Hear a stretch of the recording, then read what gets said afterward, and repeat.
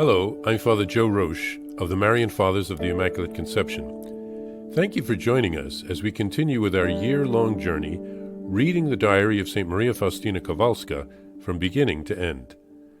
Today we take up from where we left off, beginning with diary entry number 101. Jesus, you alone know how the soul, engulfed in darkness, moans in the midst of these torments, and despite all this, thirsts for God as burning lips thirst for water.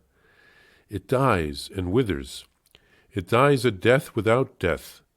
That is to say, it cannot die. All its efforts come to nothing. It is under a powerful hand. Now the soul comes under the power of the Just One. All exterior temptations cease. All that surrounds it becomes silent, like a dying person who loses contact with everything around it. The person's entire soul is in the hand of the just God, the thrice holy God, rejected for all eternity. This is the culminating moment, and God alone can test a soul in this way, because He alone knows what the soul can endure. When the soul has been saturated through and through by this infernal fire, it is, as it were, cast headlong into great despair. My soul experienced this moment when I was all alone in my cell, when my soul began to sink into this despair. I felt that the end was near, but I seized my little crucifix and clutched it tightly in my hand. And now I felt my body separate itself from my soul, and though I wanted to go to my superiors, I no longer had the physical strength. I uttered my last words, "I trust in your mercy." And it seemed to me that I provoked God to an even greater anger. And now I was drowned in despair, and all that was left me was a moan of unadulterated pain, which from time to time tore itself from my soul. The soul is in agony, and it seemed to me that I would remain in this state, because by my own strength I could not emerge from it. Every recollection of God opened up an unspeakable ocean of suffering, and yet despite this, there is something within the soul which is drawn to Him, though it seems to her for this only, that she suffer more. The memory of the love with which God formerly surrounded it is still another kind of suffering.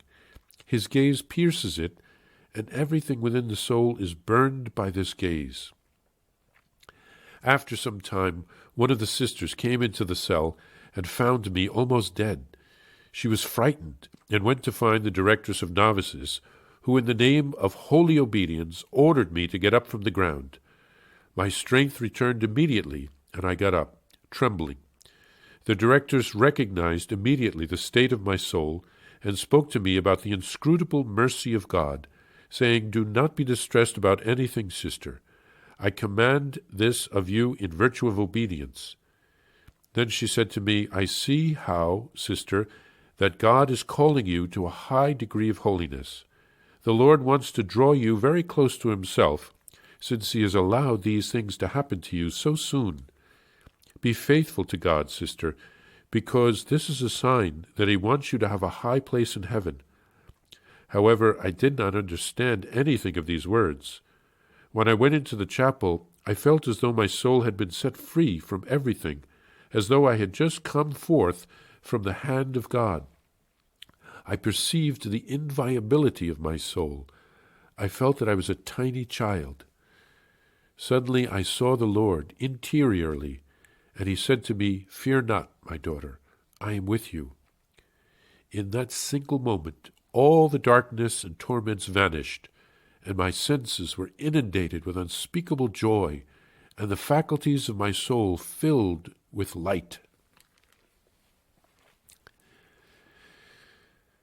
It's rather frightening to read a passage like this. We don't even realize how many different ways a soul can suffer. But we have to remember that God loves each of us.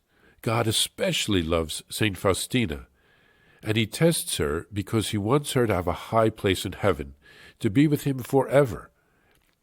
No parent wants to see his or her child suffer, but parents also know that sometimes children have to learn through experience.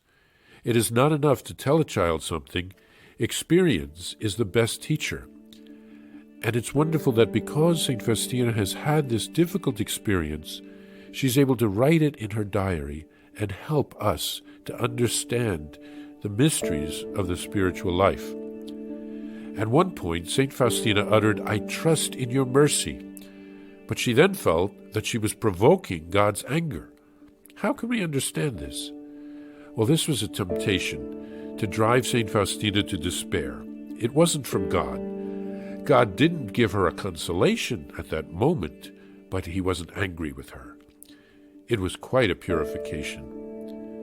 Then we hear the story again that we had heard from her novitiate, when the directress ordered St. Faustina to get up from the floor. And we see how much God respects obedience in the religious life. Whatever trial St. Faustina was undergoing in her soul came to an end because God wanted her obedience. I had mentioned St. Padre Pio emerging from his ecstasies at Mass when he was nudged by his superior, and God makes himself obedient even to the superior. The good news is that the test won't last forever. St. Faustina felt liberated when she entered the chapel. She felt like a little child. Jesus told her that he was with her, and she was filled with joy and light. I am sure that St. Faustina went right to heaven when she died because her trials were her purgatory on earth, and I doubt that she ever even committed a very serious sin during her lifetime. Our trials on earth also will end. The good news is that Jesus wants to spend eternity with each of us as well, and with his help we too can get through the preparation and the purifications, and hopefully they'll be less than what St. Faustina had to endure.